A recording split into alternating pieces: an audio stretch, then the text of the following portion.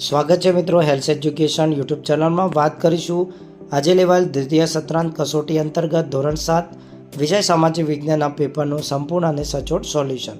તો ચાલો મિત્રો વિડીયોની શરૂઆત કરીએ. એ પહેલાં જો તમે હેલ્થ એજ્યુકેશન યુટ્યુબ ચેનલને સબસ્ક્રાઇબ ન કરી હોય તો નીચે બેલ આઇકોન બટનને ઓલ પ્રેસ કરી ચેનલને સબસ્ક્રાઇબ કરી લો. સૌથી પહેલો પ્રશ્ન હતો વિદ્યાર્થી મિત્રો ખરા ખોટા જણાવો. તો ગોંડ લોકો તોપોનું નિર્માણ કરી શકતા હતા, ખોટું છે. અકબરના સેનાપતિ માનસીએ ચીર જાતિ પર હુમલો કરી વિજય મેળવ્યો હતો, રાઈટ છે. અહોમ રાજાઓ દ્વારા મંદિરો અને બ્રાહ્મણોને જમીન દાનમાં આપવામાં આવતી, રાઈટ છે. ગુજરાત અને મધ્યપ્રદેશ રાજ્યોમાં ભીલ સરદાર વજવાડા હતા, વિદ્યાર્થી મિત્રો રાઈટ છે. અને ભારતના ઉત્તર પશ્ચિમ ભાગમાં અહોમ જાતિ સૌથી શક્તિશાળી હતી, તો ખોટું છે. ત્યારબાદ જોડકા જોડવાના છે વિચરતી જાતિઓ, તો વિદ્યાર્થી મિત્રો ઈમાં આવશે ગારોડી, વાંસપોડ અને ભવૈયા. વિમુક્તિ જાતિઓની વાત કરીએ તો છરા, ડફેર અને મિયાણા. જહાંગીર દ્વારા ઉલ્લેખ કરવામાં આવેલો હતો વંજારામાં. જાદુ કરવા, દોરડા ઉપર ચાલવું, તો વિદ્યાર્થી મિત્રો નટ આવશે. અને શાકભાજીનું ઉત્પાદન અને વેપાર, તો દેવી પૂજક કરે છે. ખાલી જગ્યાઓ અહીંયા વિદ્યાર્થી મિત્રો આપણે પૂરવાની છે. શંકરાચાર્યનો જન્મ કારડીમાં થયો હતો. ગુજરાતી ભાષાના આદિકવિ નરસિંહ મહેતા છે. જયદેવ અને ચૈતન્ય મહાપ્રભુ જેવા સંતો બંગાળ રાજ્યમાં થઈ ગયા. દક્ષિણ ભારતમાં શેખ બુરહાનુદ્દીન લોકપ્રિય ચિશ્તી સંત થઈ ગયા. ત્યારબાદ વિદ્યાર્થી મિત્રો છે પ્રશ્ન 2નો મને ઓળખો. હું શીખ ધર્મનો સ્થાપક છું, તો ગુરુ નાનક છે. મેં ઉત્તર ભારતમાં ભક્તિ આંદોલનના શ્રી ગણેશ કર્યા રામાનંદ. રામચરિત માનસ, વિનય પત્રિકા જેવા ગ્રંથો રચ્યા તુલસીદાસ. અને હું એક કૃષ્ણ ભક્ત કવિયત્રી છું, તો મીરાબાઈ. ત્યારબાદ છે નીચેના પ્રશ્નોના જવાબ આપવાના છે 2-3 વાક્યમાં કોઈ પણ 4. તો એ વિદ્યાર્થી મિત્રો 5 પ્રશ્નો છે અને આપણે સૌથી પહેલાં જોઈ લઈશું અને ત્યારબાદ વિદ્યાર્થી મિત્રો પ્રશ્નોના જવાબ આપણે વિગતવાર જોઈશું. અહીંયા 5મો પ્રશ્ન છે, એનો જવાબ જોઈ લઈએ. તો કૌંસમાં પહેલાં વિગતોનો ઉત્સવ અને ભાષામાં વર્ગીકરણ કરો. ઉત્સવોની વાત કરીએ તો નવરાત્રિ અને ઈદ આવશે, જ્યારે ભાષાની વાત કરીએ તો ગુજરાતી અને બંગાળી ભાષા આવશે. બાકીના જે મિત્રો 4 પ્રશ્નો છે એના વિગતવાર આપણે આન્સર જોઈએ. તો પ્રશ્ન 3નો પહેલો પ્રશ્ન છે પોંગલ વિશે સમજ આપો. તો પોંગલ તમિલનાડુ રાજ્યનો તહેવાર છે. મુખ્ય તમિલનાડુ ઉપરાંત કર્ણાટક અને આંધ્રપ્રદેશમાં પણ ઉજવાય છે. મંગળની ઉજવણી એટલે કે પોંગલની ઉજવણી તમિલ મહિનામાં થાયના પ્રથમ દિવસે કરવામાં આવે છે. આદિવાસી પોંગલ નામની વાનગી બનાવી અને લોકો ખાય છે. ત્યારબાદ બીજો પ્રશ્ન હતો ગુજરાતમાં ભરાતા મેળાઓ. તો ગુજરાતીની અંદર શામળાજીનો મેળો, ક્વાંટનો મેળો, ચિત્ર વિચિત્ર મેળો, ગાય ગોહરીનો મેળો, ગોળ ગધાડાનો મેળો અને ડાંગ દરબારનો મેળો ભણાય છે. ત્રીજા નંબરનો પ્રશ્ન હતો તફાવતના 2 મુદ્દા લખો. કુચીપુડી નૃત્ય અને બિહુ નૃત્ય.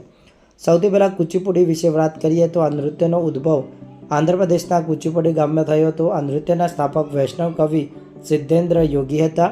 આદિત્ય સાથે નાટકની પરંપરા પણ આ નૃત્ય સાથે સંકળાયેલી છે. બિહુ નૃત્યની વાત કરીએ તો અસમનું પ્રસિદ્ધ નૃત્ય છે. ઉલ્લાસ એટલે કે ઉલ્લાસ વ્યક્ત કરવા માટે સ્ત્રી પુરુષોના સમૂહ દ્વારા પરંપરાગત પોશાક પહેરીને આ નૃત્ય કરવામાં આવે છે. હાથ પગનું હલનચલન તથા ગતિ અને સમૂહ નિર્માણ મહત્વનો ભાગ ભજવે છે. ભેંસના શિંગડાઓમાંથી બનાવવામાં આવેલ એક વાદ્ય અને વાંસળીનો ઉપયોગ થાય છે. ત્યારબાદ પ્રશ્ન 4 હતો 3નો કારણ આપો. મુગલ કાળમાં લઘુચિત્રોનો ખૂબ વિકાસ થયો હતો.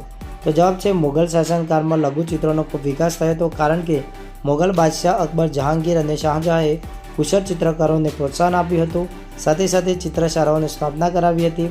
મહાભારત અને પંચતંત્ર જેવા ગ્રંથો તેમજ અકબરનામામાં ચિત્રકારોએ ખૂબ જ સુંદર લઘુચિત્રો દોર્યા હતા. ત્યારબાદ પ્રશ્ન 4 છે નીચેના પ્રશ્નોના મુદ્દાસર ઉત્તર આપો. પહેલો છે રાજા સવાઈ જયસિંહની સિદ્ધિઓ જણાવો, મુગલ વંશના અંતિમ શાસકો જણાવો અને મરાઠા સામ્રાજ્ય વિશે નોંધ લખો. તો 3 પ્રશ્નોના વિગતે ઉત્તર જોઈએ. પ્રશ્ન નંબર 4નો પહેલો પ્રશ્ન છે સવાઈ જયસિંહની સિદ્ધિઓ. તો મુગલ સામ્રાજ્યના પતન પછી રાજસ્થાનમાં જયપુર શાસન સૌથી શક્તિશાળી રાજ્ય હતું. રાજા સવાઈ જયસિંહ કુશાગ્ર રાજનેતા, સુધારક, કાયદાવેદ, વિજ્ઞાન પ્રેમી હતા. તેમણે જયપુર શહેરની સ્થાપના કરી. તેઓ મહાન ખગોળશાસ્ત્રી હતા. તેમણે દિલ્હી, જયપુર, ઉજ્જૈન અને મથુરામાં આધુનિક વેધશાળાઓની સ્થાપના કરી હતી. સેકન્ડ નંબર ક્વેશ્ચન હતો મુગલ વંશના અંતિમ શાસકો જણાવો. તો ઔરંગઝેબના અવસાન પછી મુગલ ગાદી પર બહાદુર શાહ નામનો શાસક આવ્યો અને તેને રાજપૂત અને મરાઠા રાજ્યો વચ્ચે શાંતિભર્યા સંબંધો બનાવ્યા. બહાદુર શાહનું અવસાન થઈ જતાં જહાંગીર શાહ ગાદી પર આવ્યો. ઈસવીસન 1713માં જ તેણે ઉથલાવીને ફરુખરસિંહ ગાદી પર બેઠો. આ સમયે સૈયદ બંધુઓ તરીકે ઓળખાતા 2 ભાઈઓ સામ્રાજ્યમાં ઘણો વંશવાદ ધરાવતા હતા. તેમણે ફરુખા શિયરને ગાદી પરથી ઉઠાડીને મોહમ્મદ શાહને ગાદી પર લાવ્યા અને તેમનો લાંબા સમય સુધી શાસન કર્યું. તેમના સમયમાં ઈસવીસન 1739માં ઈરાનમાં નાદિર શાહનું ભારતમાં આગમન અને આક્રમણ થયું, જેનાથી મુઘલ સામ્રાજ્યને મોટો ફટકો પડ્યો. ત્રીજો પ્રશ્ન હતો ટૂંકનોંધ મરાઠા સામ્રાજ્ય વિશે. તો 17મી સદીમાં મહાન શાસકોમાં છત્રપતિ શિવાજી અગ્રસ્થાને છે. છત્રપતિ શિવાજી મહારાજના નેતૃત્વ હેઠળ મરાઠા દક્ષિણમાં છાપા યુદ્ધ પદ્ધતિ અપનાવી. તેમણે સ્વતંત્ર રાજ્ય માટે કુશળ, કાર્યક્ષમ અને પ્રજાહિતકારી શાસનતંત્રની સ્થાપના કરી. છત્રપતિ શિવાજી બાદ શિવાજીના પૌત્ર શાહુજીએ ઔરંગઝેબને કેદ કર્યો. 1707માં શાહુ છૂટતા તેને કાકી તારાબાઈ સાથે વારસા વિગ્રહ થયો. શાહુ સાથે સંકળાયેલ પેશવા બાલાજી વિશ્વનાથે શાહુને વિજય અપાવ્યો. તેના સમયથી મરાઠા સામ્રાજ્યમાં પેશવા સામ્રાજ્યની શરૂઆત થઈ. બાલાજી વિશ્વનાથ પેશવા પ્રથમ હતા. તેમણે મરાઠા રાજ્યનો વિકાસ કરી તમામ સત્તા પોતાના હાથમાં લઈ લીધી. 1720માં તેમનું અવસાન થતાં તેમનો પુત્ર બાજીરાવ પહેલો પેશવા બન્યો. તેઓ ખુશાલ યોદ્ધા અને ચતુર રાજનીતિજ્ઞ હતા. તેમણે ઘણા મુઘલ વિસ્તારો મરાઠા સામ્રાજ્યમાં ભેળવી દઈ મરાઠા રાજ્યનો વિકાસ કર્યો હતો. તેમણે મારવાનું, ગુજરાત અને બુંદેલખંડ પણ જીતી લીધું હતું. તેમણે હૈદરાબાદના નિઝામને પણ હરાવ્યો હતો. તેમણે મહારાષ્ટ્રમાં એક મહાન મરાઠા સામ્રાજ્યનું પરિવર્તન કર્યું. 1740માં તેમના અવસાન બાદ તેમના પુત્ર બાજીરાવ પેશવા બન્યા. તેમણે બંગાળથી લઈ મૈસૂર સુધી વિજય પ્રાપ્ત કર્યા. ઈસવીસન 1761માં ઈરાનના શાહ અહમદ શાહે ભારત ઉપર આક્રમણ કર્યું. મરાઠાઓ અને અફઘાની વચ્ચે પાણીપતનું ત્રીજું યુદ્ધ થયું, જેમાં મરાઠાઓનો હાર થઈ અને મરાઠા સામ્રાજ્ય નબળું પડ્યું. ત્યારબાદ છે વિદ્યાર્થી મિત્રો, નીચેના પ્રશ્નોના ઉત્તર 2-3 વાક્યોમાં લખો. તો એ વિદ્યાર્થી મિત્રો પ્રશ્ન 5 છે, એના તમામ પ્રશ્નોના આન્સર આપણે વિગતવાર જોઈએ. સાથે સાથે પ્રશ્ન નંબર 6 છે, એના પણ 3 પ્રશ્નો છે, એના પણ આપણે વિગતવાર આન્સર જોઈ લઈએ. પ્રશ્ન 5 છે, એનો પહેલો જોઈશું. ભૂકંપ સમયે કઈ કઈ સાવચેતી રાખવી જોઈએ?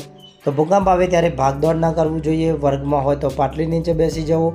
વીજળીના થાંભલાને તારથી દૂર રહેવું. સાચા સમાચારો રેડિયો કે ટીવી દ્વારા જાણો. રઘવાયા થઈ બૂમાબૂમ ના કરો.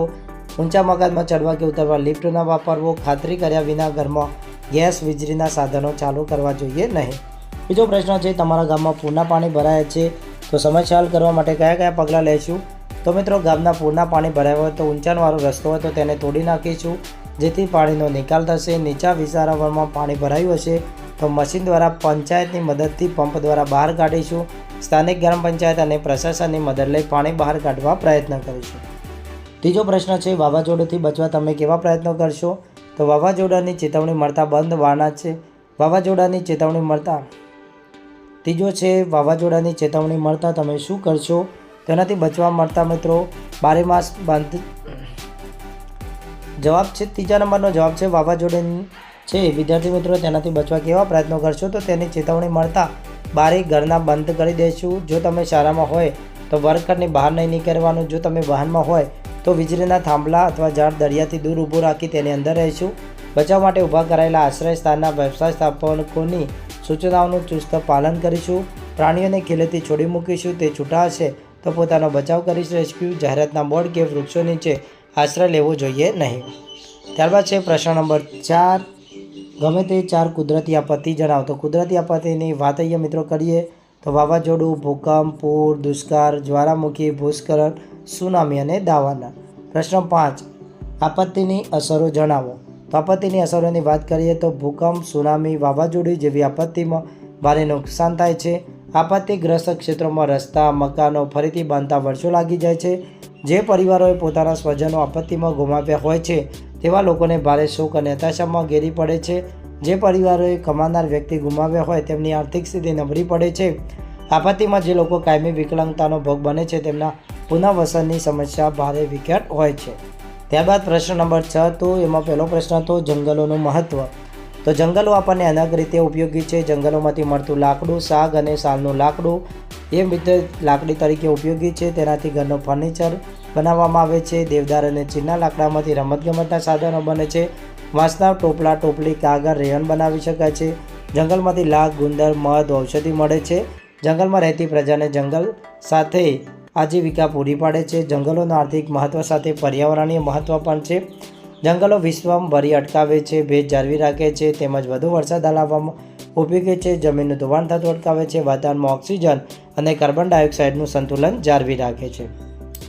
પ્રશ્ન નંબર 2 છે એનો, જળ તંગી એટલે શું? પાણી કુદરત થકી મળેલી અનમોલ ભેટ છે. વધતી જતી વસ્તી માટે અનાજની વસ્તી માંગ, રોકડિયા પાકો ઉગાડવા, શહેરીકરણ, ઊંચા જીવન ધોરણના પરિણામે પાણીની માંગ નિરંતર વધતી જાય છે. તે પ્રકારની ગંદકીની સફાઈ માટે પણ પાણીની જરૂર છે. હાલમાં આપણા દેશના ઘણા ભાગોમાં જળ તંગીનું સંકટ વધતું જાય છે. તમામ સમસ્યાઓને પહોંચી વળવા માટે પાણીની જે પરિસ્થિતિ સર્જાય છે તેને જળ તંગી તરીકે ઓળખવામાં આવે છે. 6નો ત્રીજો પ્રશ્ન હતો વન સંરક્ષણના ઉપાયો જણાવો. તો એના ઉપાયો આ મુજબ છે. પર્યાવરણ શિક્ષણ અને પર્યાવરણ જાગૃતિ લાવવાથી વન સંરક્ષણ કરી શકાય છે. વિવિધ સ્પર્ધાઓ પ્રવૃત્તિઓ દ્વારા જંગલોનું મહત્ત્વ સમજાવી શકાય છે. જંગલ ખાતાના કાર્યક્ષેત્રને ગુણવત્તાસભર બનાવી શકાય છે. પડતર જમીનમાં વૃક્ષારોપણ કરાવી શકાય છે.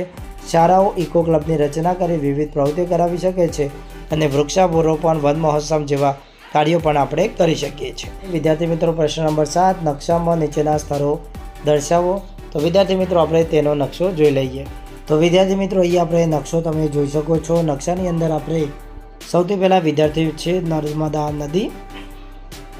તો અહીંયા મિત્રો તમે જોઈ શકો છો નર્મદા નદી મધ્યપ્રદેશમાંથી નીકળે છે.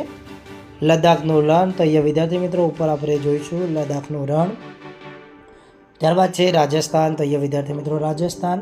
ત્યારબાદ છે લક્ષદ્વીપ ટાપુઓ. તો વિદ્યાર્થી મિત્રો અહીંયા તમે જોઈ શકો છો લક્ષદ્વીપ ટાપુઓ છે.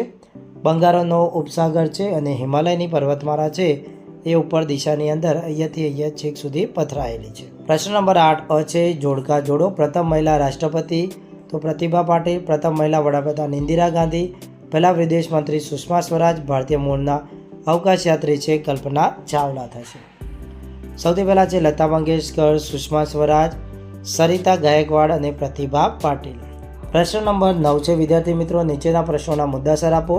અહીંયા 4 પ્રશ્નો આપેલા છે એના આપણે વિગતવાર જવાબ જોઈશું. સાથે સાથે પ્રશ્ન નંબર 10 છે એના અહીંયા 4 છે એના પણ આપણે વિગતવાર જવાબ જોઈ લઈએ. પ્રશ્ન 9નો પહેલો જ પ્રશ્ન છે સંચાર માધ્યમનો ઉપયોગ કેવી રીતે કરશો. તો સંચાર માધ્યમનો ઉપયોગ યોગ્ય રીતે કરવો જોઈએ. પ્રદૂષણ, પાણી સમસ્યા, ગરીબી, બાળમજૂરી, મહિલાઓ પરના અત્યાચારો જેવી ઘટનાઓ પર ધ્યાન કેન્દ્રિત કરવા વિષય પર વધુમાં વધુ ચર્ચા થવી જોઈએ. તેના માટે ટેલિવિઝન, રેડિયો, સમાચારપત્ર વગેરે માધ્યમનો વિશેષ ઉપયોગ કરવો જોઈએ. ક્યારેક આપણે આવા વિષય ઉપર એક યા બીજા ઉપર આક્ષેપબાજી થતી હોય તેવા દ્રશ્યને ટેલિવિઝન ઉપર જોવા મળે છે. મોબાઈલ ફોન મહિલાઓ, બાળકો, વૃદ્ધ કે ગરીબ ઉપર અત્યાચાર થતા હોય તેવા વિડીયો ન મૂકવા જોઈએ.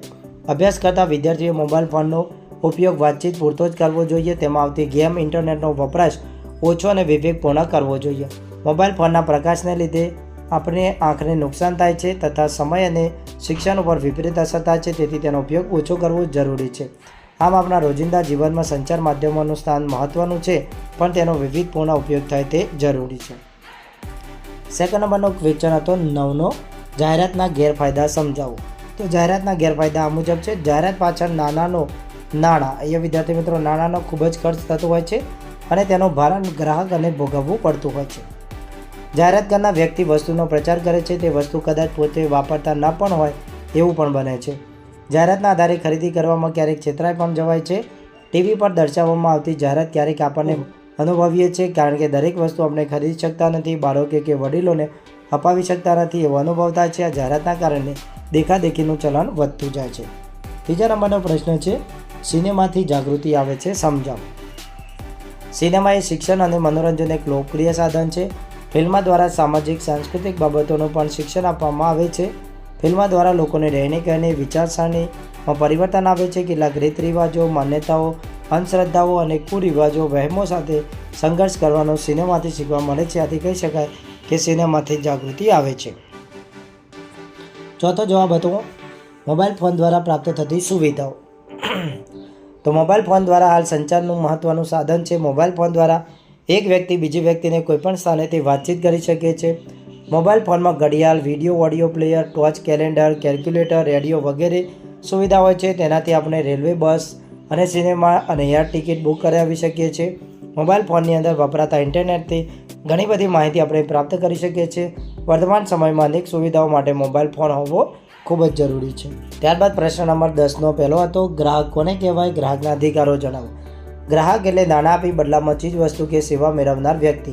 ગ્રાહકના અધિકારો નીચે મુજબ છે. પહેલો સલામતીનો અધિકાર, માહિતી મેળવવાનો અધિકાર, પસંદગી કરવાનો અધિકાર, રજૂઆત કરવાનો અધિકાર, ફરિયાદ નિવારવાનો અધિકાર અને ગ્રાહક શિક્ષણ મેળવવાનો અધિકાર.